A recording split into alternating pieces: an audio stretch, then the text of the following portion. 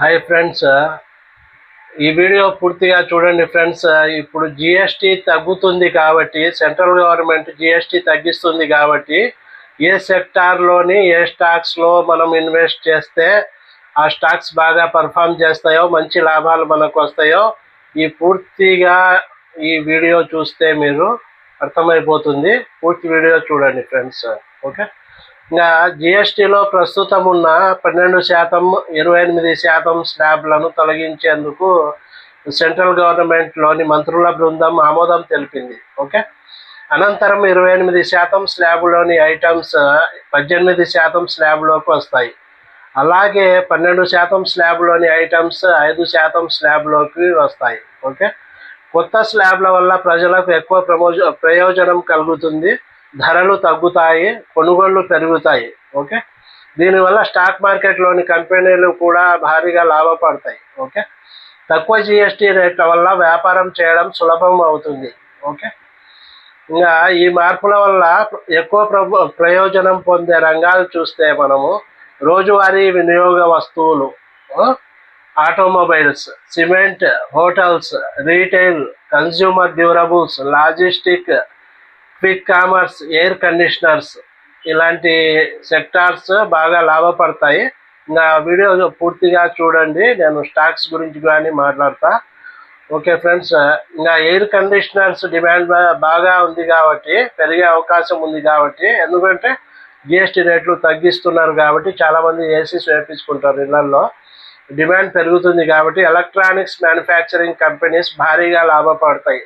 Okay, కాబట్టి ఈ కంపెనీల షేర్లు భారీగా పెరుగుతాయి ఎయిర్ కండిషనర్స్వి. కానీ ప్రస్తుతం 12% కింద ఉన్న నెయ్యి, వెన్న, చీజ్, పన్నీర్, బాటిల్ నీళ్ళు, జ్యూసులు, ఇన్స్టెంట్ నూడిల్స్, పాస్తా లాంటివన్నీ 5% కిందికి మారే అవకాశం ఉంది.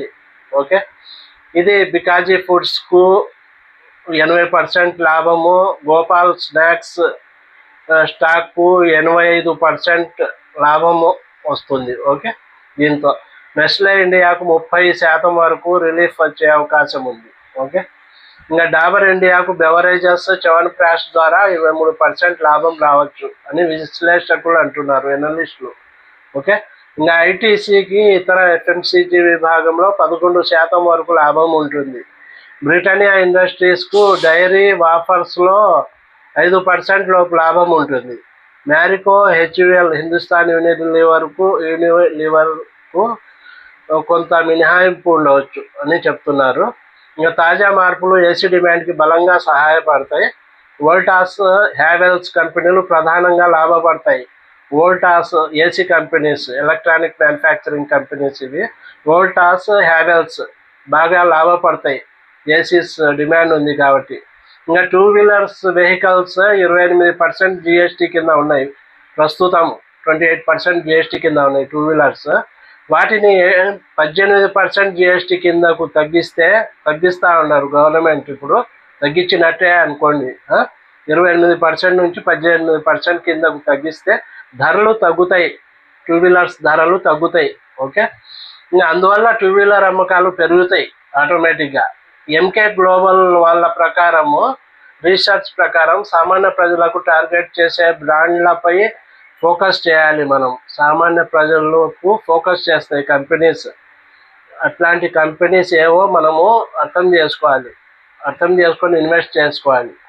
అందుకే Hero Moto Corp, Maruti Suzuki పెరిగే అవకాశం ఉందని వీళ్ళు చెప్తున్నారు, ఎంకే గ్లోబల్ వాళ్ళు. ఇంకా మోతిలాల్ ఓస్వాల్ వాళ్ళు ఏం చెప్తున్నారంటే, Maruti Suzuki, Tata Motors, Ashok Leyland top ఛాయిస్లుగా ఎంచుకునింది వీళ్ళు. మోతిలాల్ ఓస్వాల్ వాళ్ళు ఈ 3 companies, Maruti Suzuki, Tata Motors, Ashok లైలాండ్ను టాప్ ఛాయిస్గా ఎంచుకున్నారు. ఇంకా హెల్త్ ఇన్సూరెన్స్ పై కానీ జిఎస్టీ 5% తగ్గే అవకాశం ఉంది. మరియు పూర్తిగా కానీ జిఎస్టీ లేకుండా చేయొచ్చు సెంట్రల్ గవర్నమెంట్ అని టాక్ నడుస్తూ ఉంది. తగ్గిస్తే 5% వరకు వచ్చేస్తుంది, ఎక్కువ శాతం నుంచి. ఓకే, లేకపోతే పూర్తిగా ఎత్తేస్తారు జిఎస్టీ లేకుండా హెల్త్ ఇన్సూరెన్స్ కంపెనీల మీద. ఇలా జరిగితే హెల్త్ ఇన్సూరెన్స్ కంపెనీలు భారీగా లాభపడతాయి. ఓకే, లాభపడితే హెల్త్ ఇన్సూరెన్స్ కంపెనీలు star health insurance, Niva Bupa insurance వంటి కంపెనీలు నేరుగా లాభపడతాయి.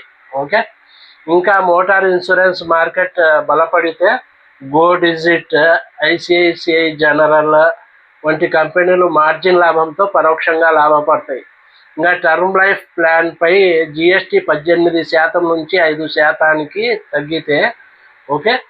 ఇంకా మ్యాక్స్ ఫైనాన్షియల్ కంపెనీ ఉంది కదా, మ్యాక్స్ ఫైనాన్షియల్కి కూడా లాభం అవుతుంది. ఓకే,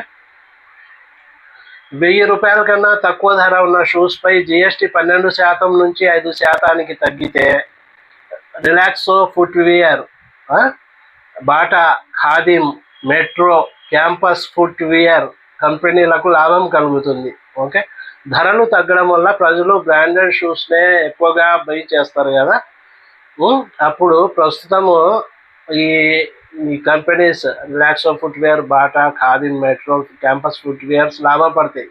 వీటిల్లో ఇన్వెస్ట్ చేసుకోవచ్చు.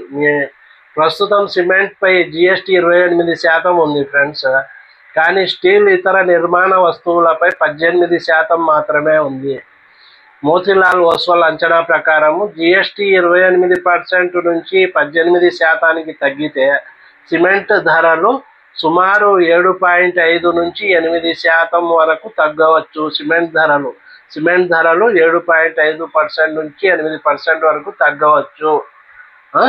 అంటే మనం ఆ కంపెనీస్లో సిమెంట్, స్టీల్ కంపెనీస్లో వీటిల్లోనో ఇన్వెస్ట్ చేసుకుంటే మనకు భారీ లాభాలు వస్తాయి. ఫ్యూచర్లో కంపెనీలు బాగా డెవలప్ అవుతాయి కాబట్టి.